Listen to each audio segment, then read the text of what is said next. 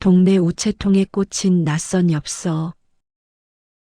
30년 전 날짜가 적혀 있었고, 잊었다고 믿었던 친구의 이름이 보였다면요? 안녕하세요. 은빛나무입니다. 오늘은 그런 이야기 하나를 준비했습니다. 1장. 우체통에서 멈춰선 시간. 저는 그날도 늘 하던 대로 은빛마을 골목을 걸었습니다. 아침 공기는 차분했고 발걸음은 느렸습니다. 그때였습니다. 현관 앞 오래된 우체통이 유난히 눈에 들어왔습니다. 괜히 마음이 쓰였습니다. 왜인지 모르게 발걸음을 멈췄습니다. 우체통 안에는 광고 전단지 사이로 하늘빛 엽서 한 장이 삐죽 튀어나와 있었습니다. 색이 바랬고 모서리는 조금 달아 있었습니다. 저는 손을 뻗었습니다. 종이를 잡는 순간 손끝이 미세하게 떨렸습니다. 받는 사람 이름은 제 것이 아니었습니다. 하지만 주소는 분명 이 집이었습니다. 30년 전부터 변하지 않은 주소였습니다. 저는 숨을 고르고 엽서를 가만히 내려다보았습니다. 엽서 표면은 조금 거칠었습니다.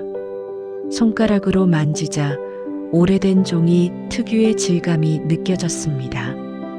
햇살이 창문을 가로질러 들어와 엽서 위에 얇은 그림자를 만들었습니다. 저는 그 자리에 오래 서 있었습니다. 아무에게도 말하지 못했습니다. 이 순간이 너무 조용해서 혼자만 간직하고 싶었습니다. 저는 엽서를 가슴 쪽으로 끌어당겼습니다. 문득 창밖을 보았습니다. 집 앞 작은 정원에는 늦가을 바람이 불고 있었습니다.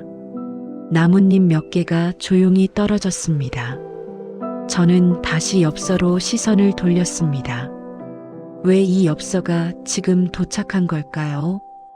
30년이나 지나서 말입니다. 부엌으로 걸어 들어갔습니다.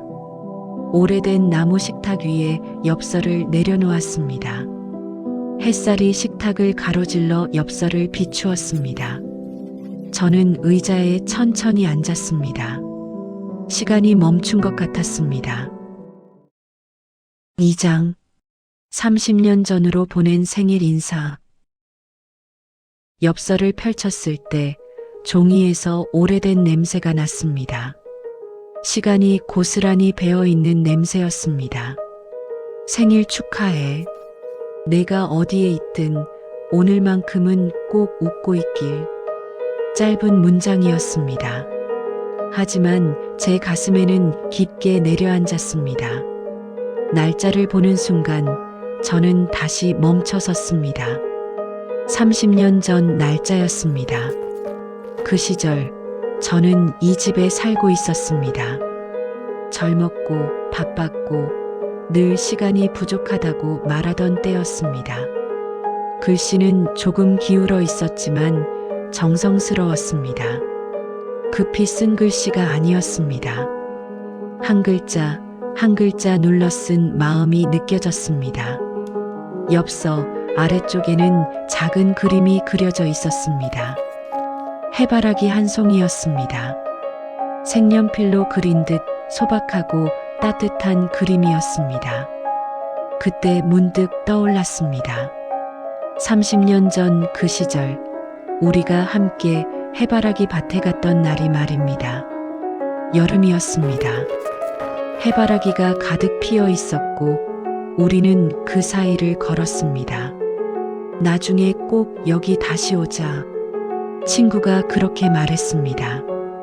저는 웃으며 고개를 끄덕였습니다. 쉽게 약속했습니다. 그 시절 우리는 늘 함께였습니다.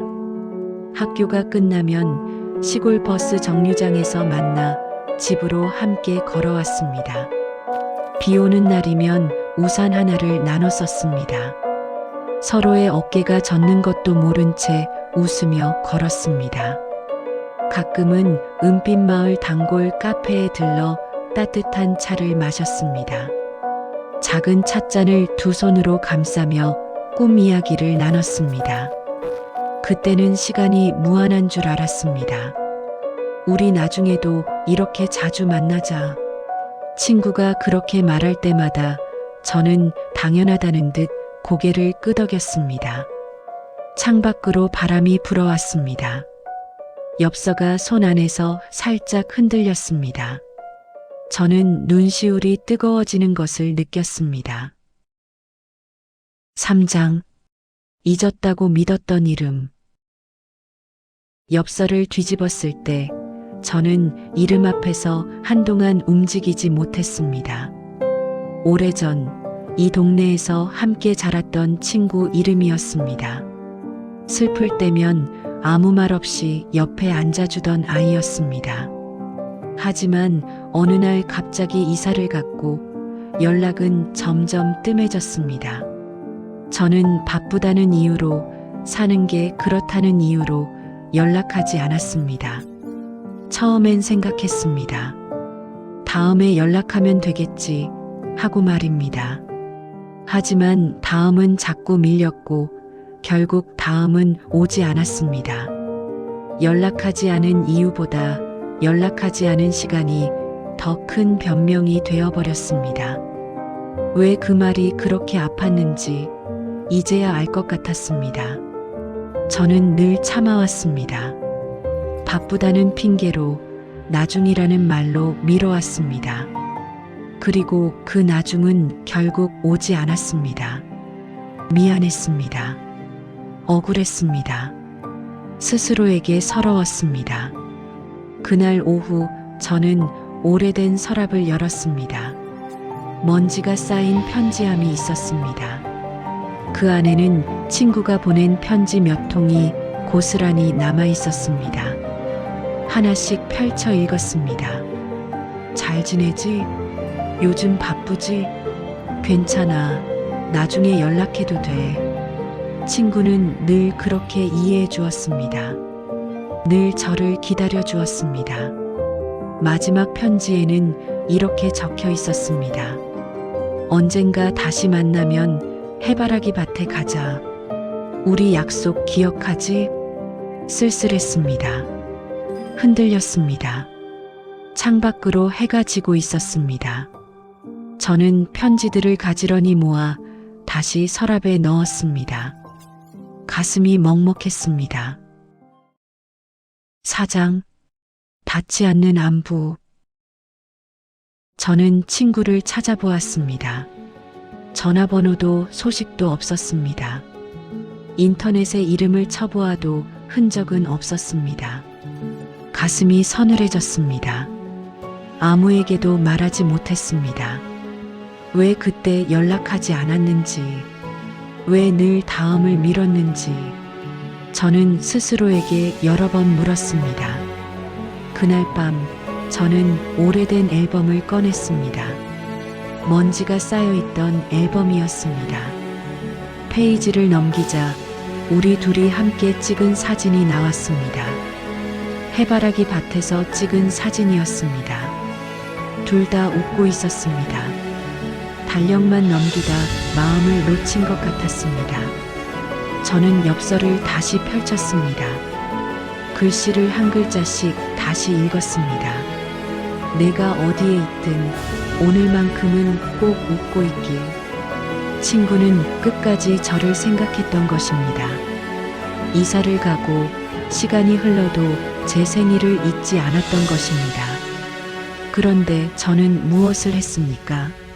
저는 바쁘다는 핑계로 아무것도 하지 않았습니다. 포기하고 싶지 않았습니다. 저는 다시 검색을 시작했습니다.